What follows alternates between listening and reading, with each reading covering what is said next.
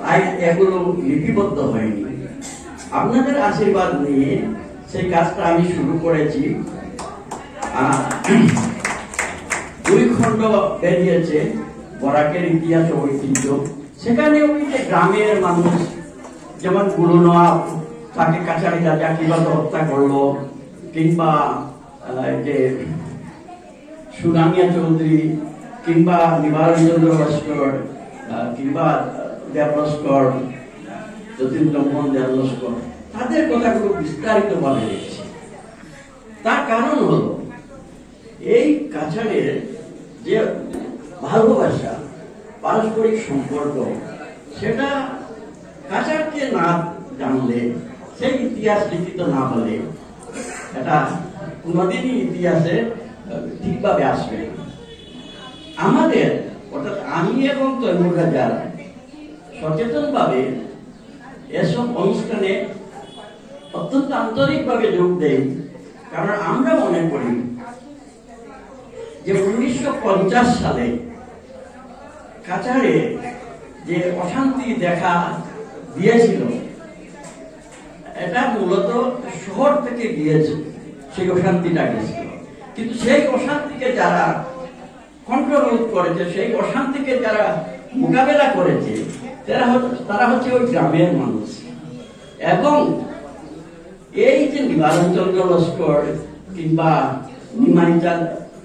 নিতাইচাঁদ পাটনি, এরা এইসব জিনিস শান্তি শৃঙ্খলা এরা রক্ষা করেছিল। সেই কৃতজ্ঞতাটুকু আমরা সচেতন ভাবে বুঝি।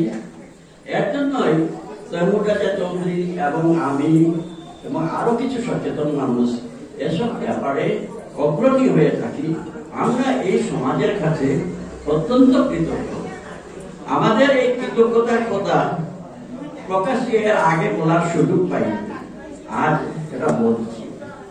কারণ যখন ইসলামাবাদ থেকে মুসলিম মানুষ দল বেঁধে পাকিস্তানে যাওয়ার জন্য এসেছিল, তখন এই বাম অঞ্চলের দিগেন্দ্রপুর গেস্ত ওনার বাবা, কাকা, জেঠারা এদের সেখানে রেখেছেন, সেখানে খাওয়ার ব্যবস্থা করেছেন।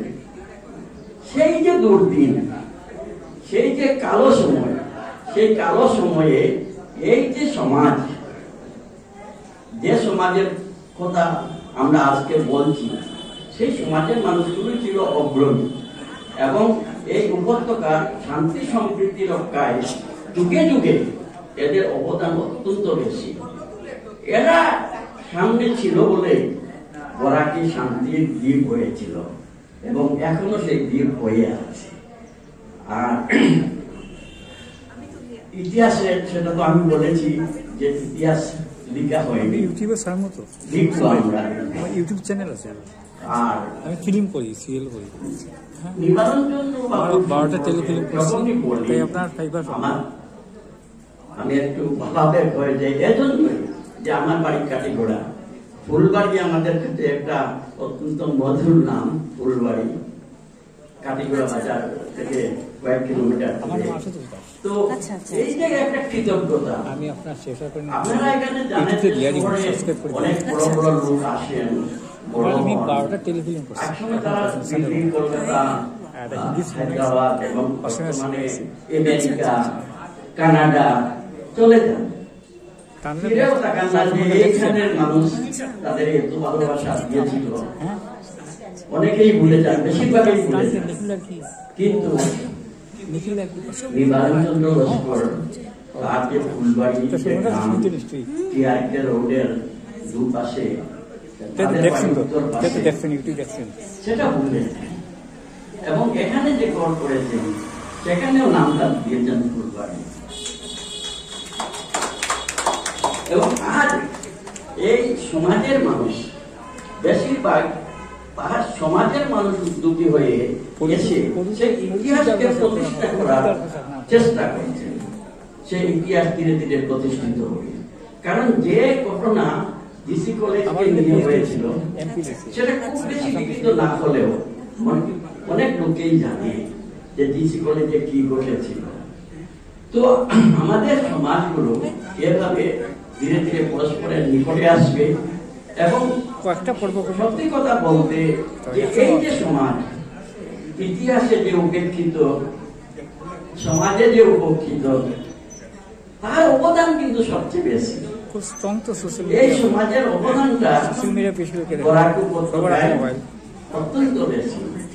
আমরা চেষ্টা করব সেই যে সত্যিকারের ইতিহাস, বিস্তারিত ইতিহাস, অতীন্দা যাকে বলেছেন গ্রাম কাচারের নেতা, তিনি শুধু গ্রাম কাচারের নেতা, এই কাচারের নেতা, এই বরাক উপত্যকার নেতা, সেটা আমরা প্রতিষ্ঠিত করব।